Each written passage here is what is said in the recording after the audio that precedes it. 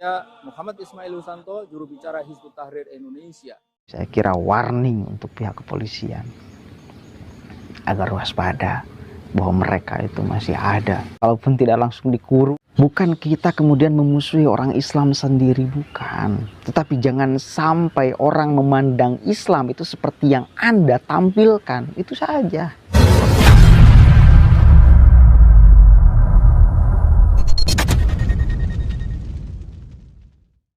Warahmatullahi wabarakatuh.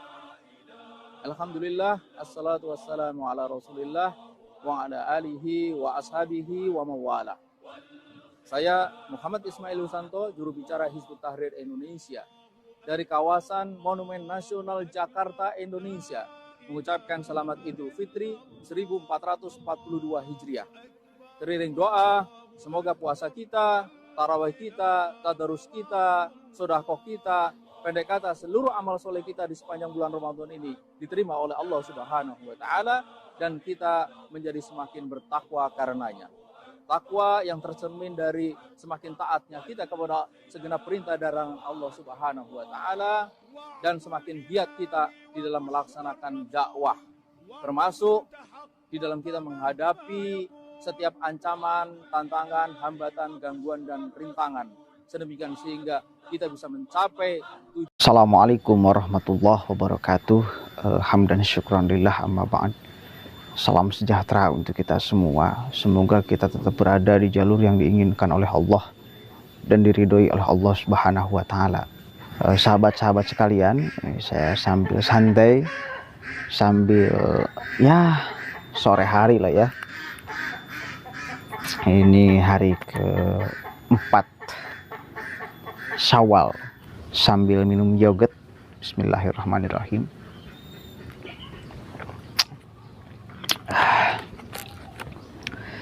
Saya akan menanggapi orang yang satu ini. Beliau terang-terangan menyebutkan bahwa dirinya adalah masih jubir HTI. Anda tahu kan siapa HTI? Organisasi macam apa HTI?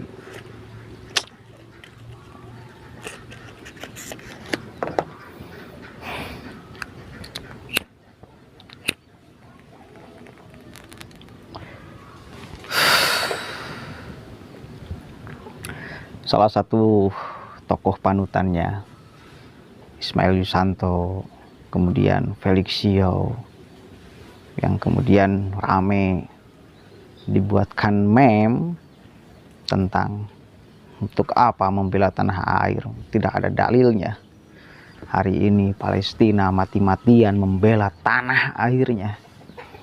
Bukan semata-mata itu hanya tentang konflik agama, saudara, tetapi membela tanah airnya.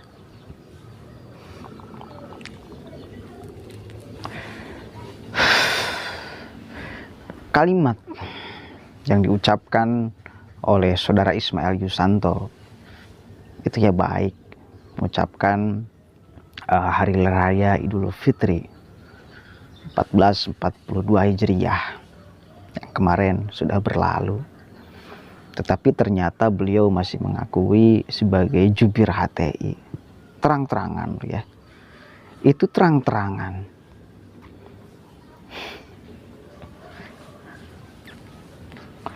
Pertanyaan saya sederhana, pihak kepolisian akan bertindak atau enggak? Yang minimal nanya lah ya, apa sih maksudnya? Masih membicarakan tentang organisasi terlarang di Indonesia, masih membicarakan tentang HTI yang jelas ideologinya bertentangan dengan Pancasila dan NKRI. Dan kita sebagai umat Islam Indonesia yang cinta akan tanah air, ketika ada gerombolan manusia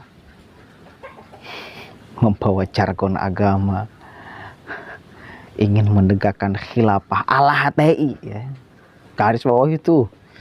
Karena kemudian orang Islam juga di Indonesia banyak yang kurang paham tentang khilafah itu sendiri. karena memakai kata khilafah seolah-olah itu adalah mewakili seluruh umat Islam yang ada bahkan di dunia. Padahal itu hanya kepentingan kelompoknya saja.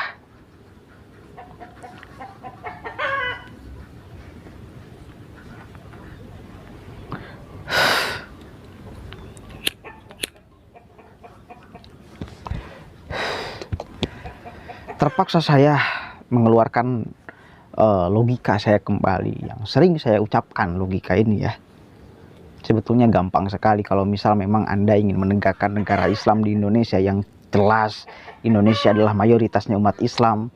Tentu kalau misal Anda ingin menegakkan khilafah yang benar-benar Islami, itu sangat akan gampang sekali. Pertanyaannya, mampu gak Anda menarasikan atau membicarakan konsep khilafah kepada kiai-kiai, kepada ulama-ulama yang ada di pondok pesantren, kepada seluruh organisasi keislaman yang ada di Indonesia?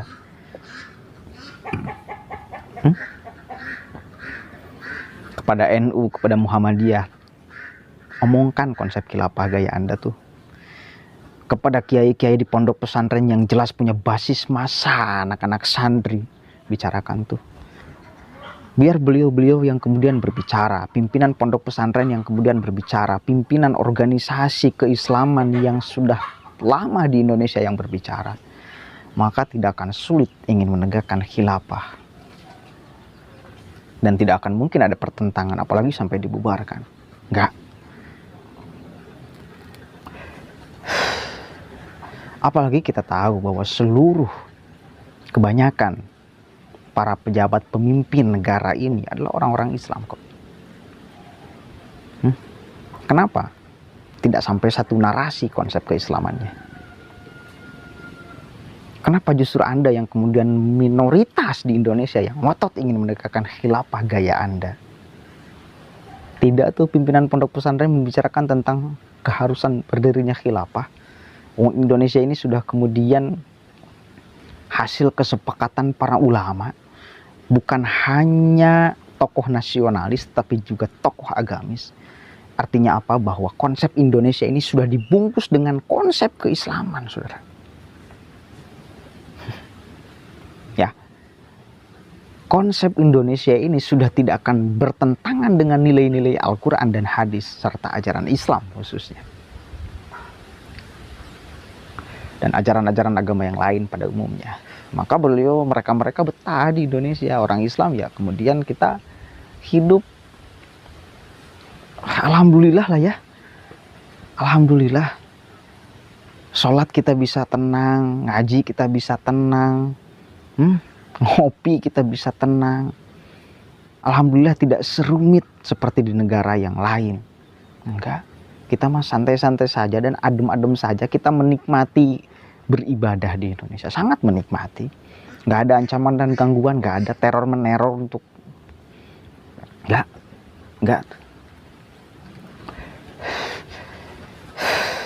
ada. Mau apa lagi? Mau merubah apa lagi di Indonesia ini? Nggak ada.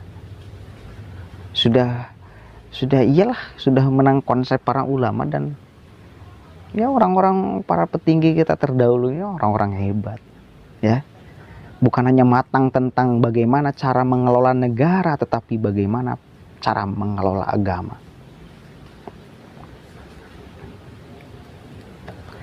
Bahkan untuk mengelola negara itu memakai konsep-konsep dan teori-teori agama. Keren ya? Keren bos. Makanya ketika ada orang-orang yang mengkampanyekan tentang keharusan berdirinya khilafah dengan konsep yang kemudian mereka berikan dan tidak jelas juga konsepnya seperti apa, penerapannya akan seperti apa, ya tentu akan ditolak dong. Ya, tentu akan ditolak.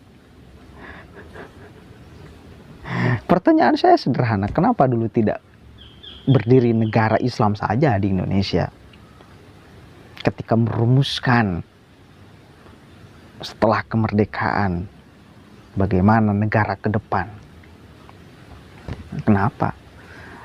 Kan yang berkumpul untuk merumuskan ini kan semua ikut terlibat. kebanyakan juga tokoh agama. Kenapa tidak kemudian dibuatkan negara Islam saja, malah NKRI, malah Pancasila konsepnya.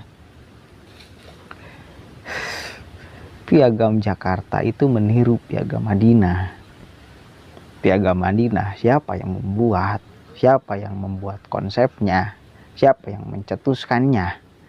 Nabi Muhammad SAW ditiru. Maka tidak mungkin ada konsep-konsep Pancasila yang bertentangan dengan nilai-nilai agama. Khususnya agama Islam dan umumnya agama-agama yang lain. Buktinya agama yang lain juga betah hidup di Indonesia. Kalau nggak betah mah udah minggat aja. Kan enggak.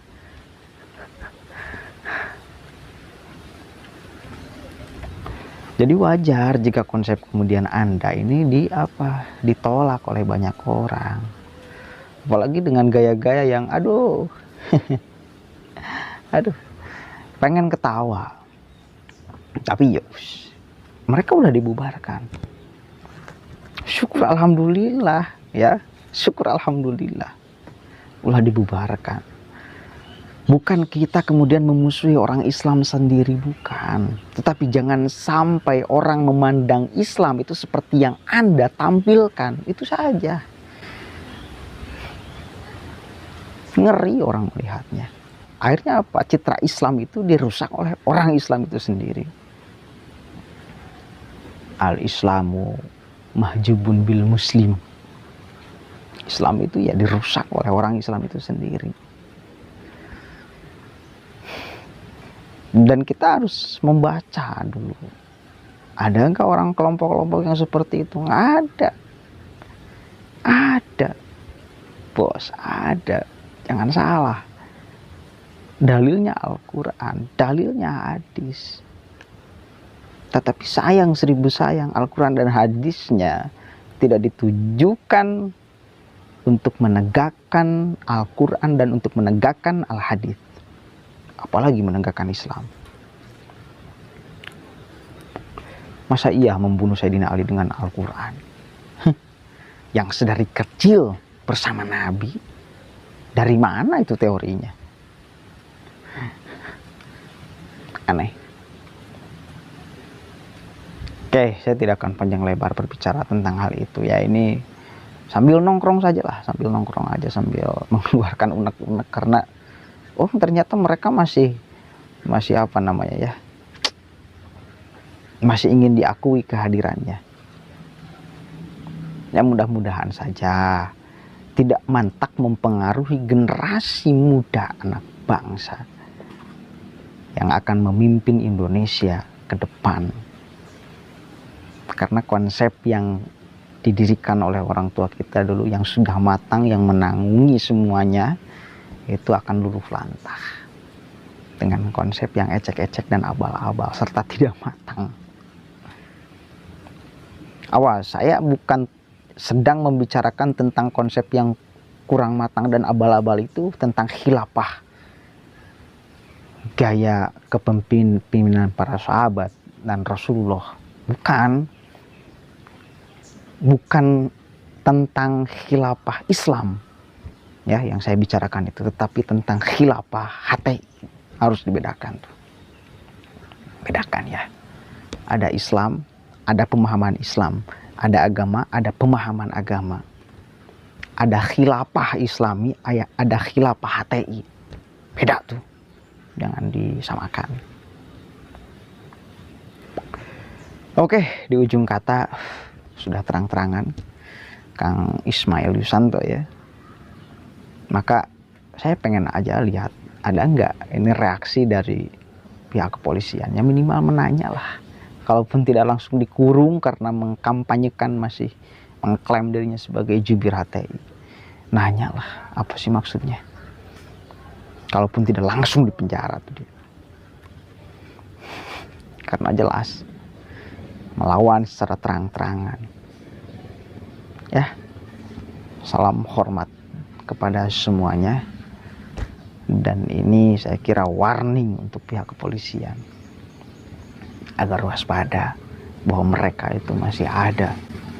Apalagi tidak ada bungkusnya, apalagi tidak ada bungkusnya, mereka masih bisa berkamuflase. Kalau di Sunda itu londok itu entrep dina daun nu hejo jadi hejo, entrep dina tangkal anu hidungnya jadi hidung, entrep dina taneuh nah jika taneuh, entrep dina batu nah jika batu, entrep dina nanaon pun dia bisa bunglon namanya.